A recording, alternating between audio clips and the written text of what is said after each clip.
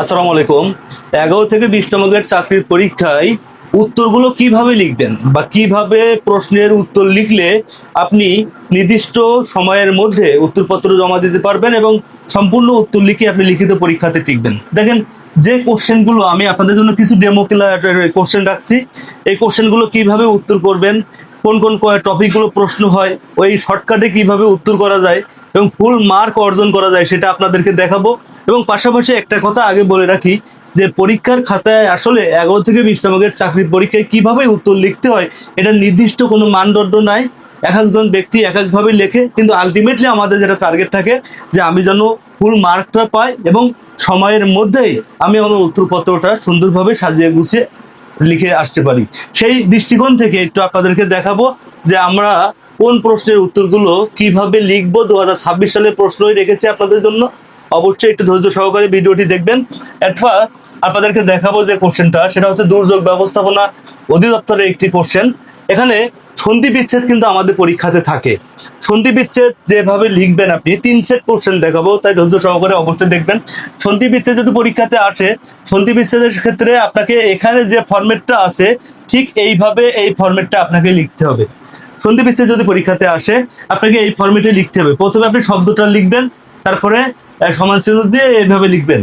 এইভাবে আপনাকে লিখতে হবে, এইভাবে লিখতে হবে, অন্য কোনো উপায় নাই, আপনাকে ঠিক এইভাবে লিখতে হবে। এবং সন্ধি বিচ্ছেদের ক্ষেত্রে যে কাজটা করবেন, আপনারা প্রিভিয়াস কোশ্চেনগুলো, লিখিত যে প্রিভিয়াস কোশ্চেন আছে 2020 সাল থেকে, 15 সাল থেকে বা 12 সাল থেকে এই 26 সালে আসা কোশ্চেনগুলো পড়বেন। এর বাইরে থেকে একটা কোশ্চেন আপনার পরীক্ষাতে আসবে না, আমি গ্যারান্টি দিচ্ছি ইনশাল্লাহ। পরে এক কথাই প্রকার যে কোশ্চেনগুলো আছে, অনেকে কি করে শুধুমাত্র উত্তরগুলো লেখে, শুধুমাত্র উত্তরগুলো লেখে। এটা লিখলে যে ভুল হবে তা না, বাট এক কথায় প্রকাশের ক্ষেত্রে আমি যেটা মনে করি, এখানে যেভাবে আছে দেখেন, এই যে ঈশ্বর রক্তবর্ণ আরক্ত ঋণ শোধে অসমর্থ দেউলিয়া, অর্থাৎ আপনি মূল শব্দটা লিখে সমান চিহ্ন দিয়ে এইভাবে উত্তরটা লেখা আমার কাছে খুব স্ট্যান্ডার্ড লেভেলের মনে হয়। আপনাদের কাছে আবার অন্যভাবেও মনে হতে পারে, বাট এটা আমার কাছে খুবই স্ট্যান্ডার্ড লেভেল মনে হয়।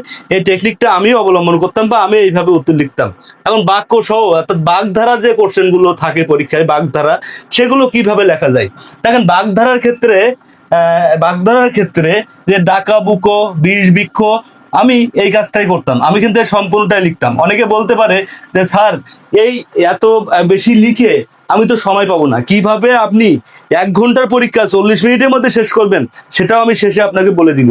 100% পারবেন আপনি, 100%। এই যে আধিক্যতা, হ্যাঁ, আধিক্যতা মানে কি ন্যাকামি, অর্থাৎ এই ফুল শব্দটা লিখতাম বাগধারার ক্ষেত্রে, লিখে আমি এটা লিখতাম। এবং দেখেন বাক্য অত সব বাক্য তৈরি করো, এখন কেউ যদি এইটুকু লিখে আসে তাহলে কিন্তু সে জিরো পাবে। জিরো পাবে কেন জিরো পাবে? কারণ এখানে একটা বাক্য আপনাকে তৈরি করতে হবে, অর্থাৎ আপনাকে এখানে একটা ব্র্যাকেট দিয়ে আপনি একটা বাক্য তৈরি করে দিবেন, দিয়ে শেষ করে দিবেন। হ্যাঁ, এটা সব থেকে স্ট্যান্ডার্ড লেভেলের একটা উত্তর। আবার আপনি যদি শুধু মনে করেন যে উত্তরটাই লিখবেন, লিখে আপনি ব্র্যাকেট দিয়ে বাক্য তৈরি করবেন, তাও হবে, কিন্তু এইভাবে লেখাটা সব থেকে গ্রহণযোগ্যতা পায়, সবচেয়ে গ্রহণযোগ্যতা পায়। অর্থাৎ এইভাবে লিখলে আমার মনে হয় সবচেয়ে ভালো হয়, শুধুমাত্র বাগধারার এই টপিকগুলো। পরবর্তীতে দেখেন বাক্য শুদ্ধি, বাক্য শুদ্ধি কিন্তু পরীক্ষাতে আসে। এই ক্ষেত্রে আপনি শুধুমাত্র উত্তর লিখবেন। বাক্য শুদ্ধির ক্ষেত্রে শুধু উত্তরটা লিখলে হবে। আপনি ক খ গ ঘ এইভাবে দিয়ে শুধু উত্তরটাই লিখবেন। উত্তর লিখলেই ইনশাল্লাহ হবে, অন্যগুলো আপনার লেখার প্রয়োজন নাই। পরবর্তীতে একটু দেখবো আর কি কি আসে। 5 দাগে আসে আপনার অনুবাদ। দেখেন, এই যে অনুবাদ আসে ইংলিশের পার্ট, এখানে শুধুমাত্র উত্তর লিখবেন। অনুবাদের ক্ষেত্রে শুধু উত্তর লিখবেন। এই যে মেয়েটি কাঁদিয়া উঠিল, এইভাবে আপনার দরকার নাই। মেয়েটি কাঁদিয়া উঠিল এইভাবে লেখার দরকার নাই। কেন সে এখানে এসেছিল এভাবেও লেখার দরকার নাই। হ্যাঁ, এই যে কাম হিয়ার, কাম ফরম মানে আশা, হেল ফরম মানে আশা বোঝায়। হ্যাঁ, তাহলে এই জায়গাটায় আপনি শুধুমাত্র উত্তর লিখবেন। অনুবাদের ক্ষেত্রে শুধুমাত্র উত্তর লিখবেন।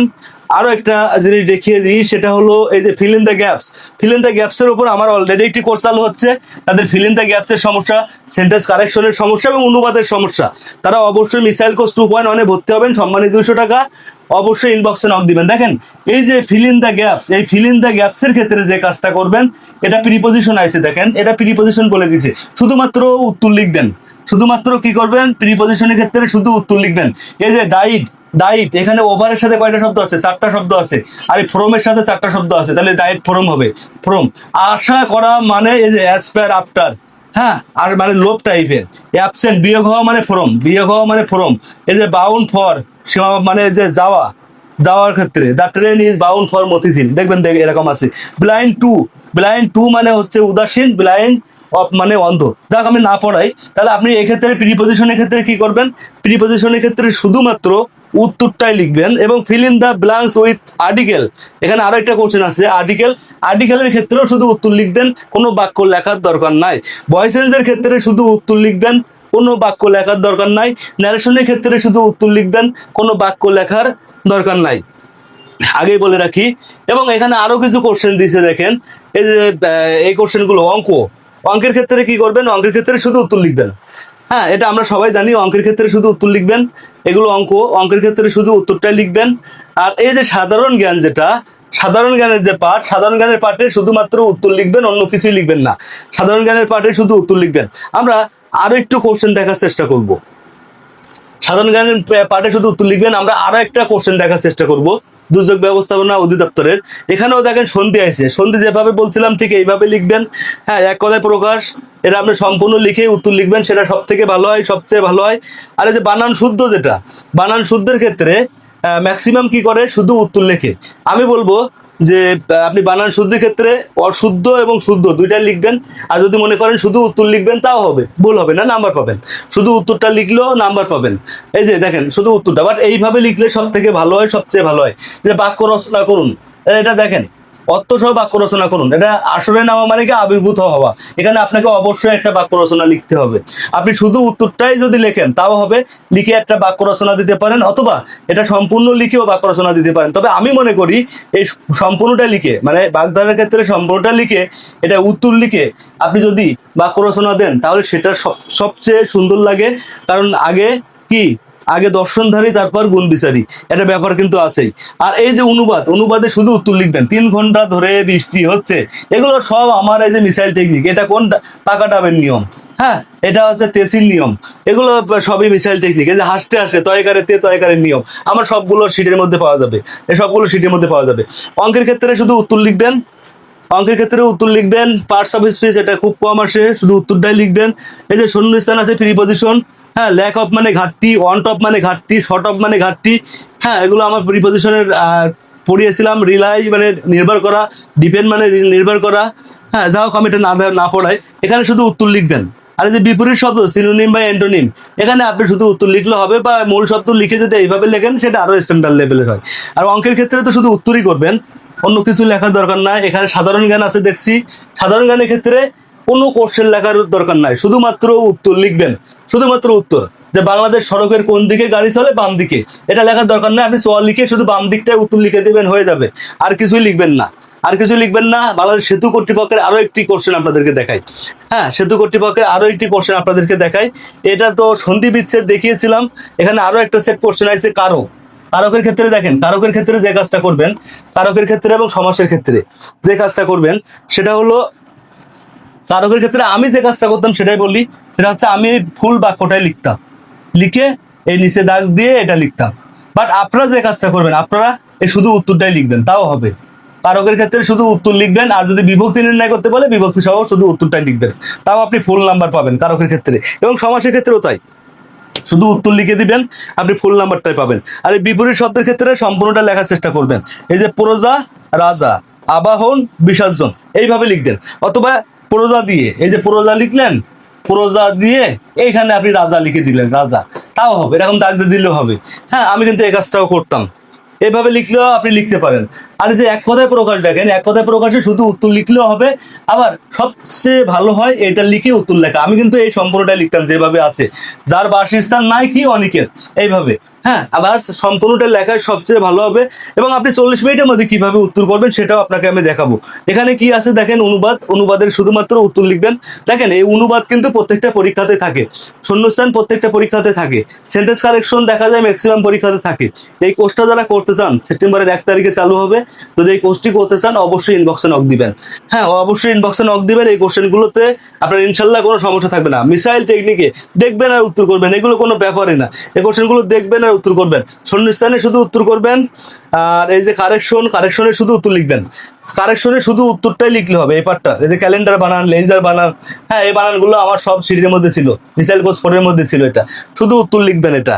আর প্যারাগ্রাফের ক্ষেত্রে শুধু উত্তর লিখবেন, অঙ্কের ক্ষেত্রে শুধু উত্তর লিখবেন। আর এদিকে সাধারণ জ্ঞান এবং বিজ্ঞান যেটা, এই যে সাধারণ জ্ঞানের ক্ষেত্রে শুধু উত্তরটা লিখবেন, অন্য কিছু লিখবেন না। কম্পিউটারের ক্ষেত্রে বা আইসিটি রিলেটেড যে কোশ্চেন হয় সেখানেও শুধু উত্তরটা লিখবেন, অন্য কিছু লিখবেন না। আমি আশা করি আপনারা বুঝতে পারছেন।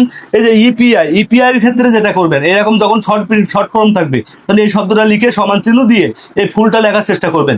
ইপিআই এক্সপ্যান্ডেড প্রোগ্রাম অন ইমার্জেনাইজেশন, আপনি কি করবেন, ইপিআইটা লিখে একটা ব্র্যাকেট দিয়ে সমান চিহ্ন দিয়ে তারপরে সম্পূর্ণটা লিখবেন।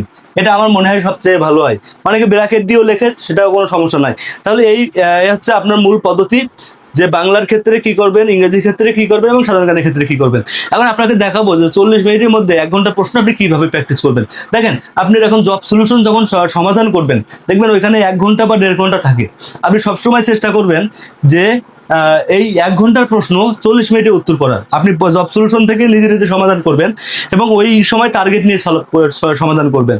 একটা পর্যায়ে আপনার প্র্যাকটিস হয়ে যাবে যে 1 ঘন্টার প্রশ্ন কিভাবে 40 মিনিটে সমাধান করা যায়। একটা পর্যায়ে আপনার এটা প্র্যাকটিস হয়ে যাবে। আর এই উত্তর লেখার সময় আপনাদের কিছু প্রশ্ন হয় যে স্যার সিকোয়েন্স অনুযায়ী লিখবো না সিকোয়েন্স ছেড়ে দিয়ে লিখবো। দেখেন, সিকোয়েন্স অনুযায়ী লিখতে হবে এমন কোনো কথা নাই, কিন্তু সিকোয়েন্স অনুযায়ী লেখাটা সবচেয়ে ভালো এবং এটা দেখতেও ভালো লাগে এবং অধিকাংশ স্টুডেন্ট এই অনুযায়ী লেখে। সিকোয়েন্স মেনটেন করা আমার মনে হয় ভালো, তবে না করলে যে খুব বড় সমস্যা হবে এমনটাও না, তবে সিকোয়েন্স মেনটেন করা ভালো।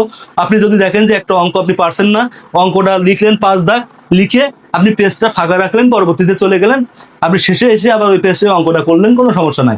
এভাবে আপনি করতে পারেন। আর এই ভিডিওটি যদি আপনাদের ভালো লাগে তাহলে অবশ্যই শেয়ার দিবেন। পরবর্তীতে কোন টপিকের উপর ভিডিও চান অবশ্যই কমেন্ট বক্সে কমেন্ট করবেন। আপনাদের যদি এই লিখিত প্রশ্ন নিয়ে কোনো প্রশ্ন থাকে তাহলে আমাকে অবশ্যই কমেন্ট করবেন, আমি ইনশাল্লাহ উত্তর দেওয়ার চেষ্টা করব। ভালো থাকবেন সবাই, সুস্থ থাকবেন। দেখা হবে মিসাইল কোর্স 2.1। আসসালামু আলাইকুম ওয়া রাহমাতুল্লাহি ওয়া বারাকাতুহু।